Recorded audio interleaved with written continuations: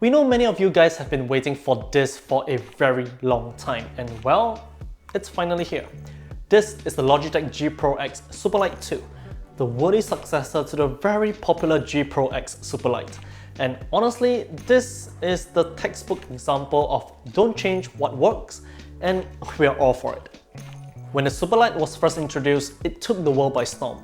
It was beloved by both the competitive esports professionals and casual players alike. It simply hit all the right notes, and it catered nicely to the majority of gamers out there. We are talking a 25K sensor, a weight of just about 63 grams, and a pretty good battery life at about 70 hours. I personally still know a few friends who still rock the original Superlight, and they all certainly have the same complaint. It's the simple fact that the Superlight still uses the micro B USB port. So if you bought one during the first year of its release, you would probably be somewhat okay with that fact, but if you are eyeing for one any time after that, it makes little sense to go with a mouse that you would probably be using for quite some time, but yet it still rocks the old micro B port. It just didn't make sense, especially more so if you were to pair with a wireless keyboard, which pretty much all uses a Type-C port. So the long wait is finally long over, and the Superlight 2 sports the much needed Type-C port. It's a simple and unsurprising change for sure, but certainly much appreciated. In fact, if we were to just stop this video right now and mention just that, we are pretty sure that quite a number of you would just grab one right away. But that's not all there is to this. Now, if you're just talking about the dimensions, there is actually literally no difference at all, right down to the millimeter. If you're used to the Superlight, the new Superlight 2 is going to feel pretty much exactly the same. But there are great changes despite looking the same, and it's all about the internals. First up, it's slightly lighter at 60 grams. A reduction of 3 grams might not be a lot, but it's still great nonetheless. And second, despite that, you now get a sizable boost to the battery life, going from 70 hours of constant motion to 95 hours of constant motion. This puts the Superlight 2 right up there beside the rest of the competition. Third and lastly, on top of all that, this is now sporting the new 32K sensor with support for 2000Hz polling rate wirelessly. All in all, Logitech basically took what was a favorite among the community, kept everything the community loved about it, and addressed pretty much everything that the community felt was lacking. Logitech clearly listened, and we certainly can't take that for granted in this day and age. Now, of course, G-Hub would be the companion software for the Superlight 2, and it's a clean and straightforward software to use.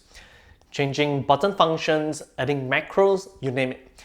You also have access to setting up different profiles and all the jazz.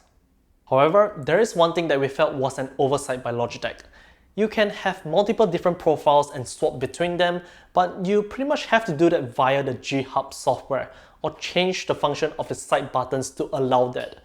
There isn't any dedicated button for DPI toggling or profile switching on the mouse itself. Which means that if you were to just set the onboard memory without any other changes, you actually can't change the DPI or swap to any other profile on the fly. It only remembers what you last set it to, and that's pretty much it.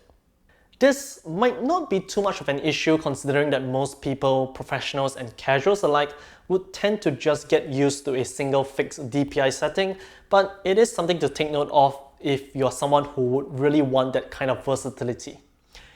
In our opinion, changing the power toggle slider to something like a multi-function power button similar to that on the Razer Viper V2 Pro might actually be the better way to go. But all that aside, how does the Superlight 2 perform? In a nutshell, it's fantastic.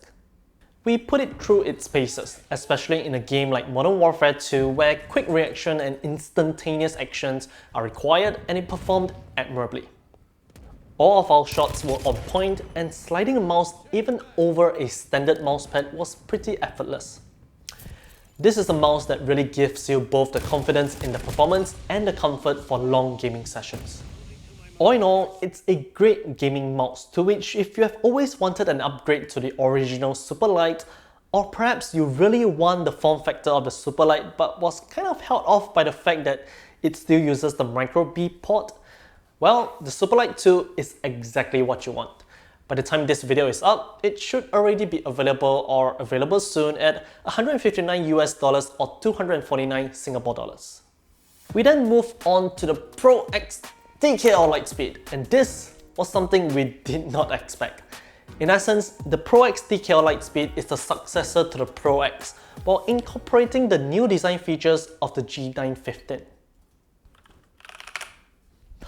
Unlike the Pro X, this is now capable of wireless instead of just wired, and unlike the G915, this actually features full-size MX style switches and full-height keycaps. In all honesty, it's just a no-nonsense TKL that works just like you would expect it to, complete with media controls, a volume wheel, and all the jazz. Battery life is also great with up to 50 hours with the RGB at 100% brightness and way more than that with the RGB all turned off. The GX Brown Tactile does also feel great, though I would say that that's as far as browns go. And you even get a carrying case to go along with it, which is certainly a very nice touch in our opinion. But that's pretty much about it, and to be very honest, we can't really recommend it. Somehow or another, while they listened to the feedback for their mouse, they didn't do quite the same for the keyboard. Just like the rest of their keyboards, you can't actually remap any of the keys except for the F1 to F12 keys. To which we would also like to highlight that the G Pro X TKL Lightspeed is not hot swappable. It's weird, but somehow this is the reality. So unless you're a die-hard Logitech fan and don't mind the limitations on the software side of things, we would actually suggest just skipping this keyboard altogether. If you still want it, however, it'll set you back roughly $199 US or 319 Singapore dollars. So to round everything up, the G Pro X Superlight 2 gets a huge thumbs up from us, while the G Pro X TKL Lightspeed is just, well, if you like it, sure. If you have any questions, feel free to leave a comment down below and be sure to take a look and answer them. Don't forget to like this video and subscribe to us for more of such content, and we'll catch you in the next one. See ya!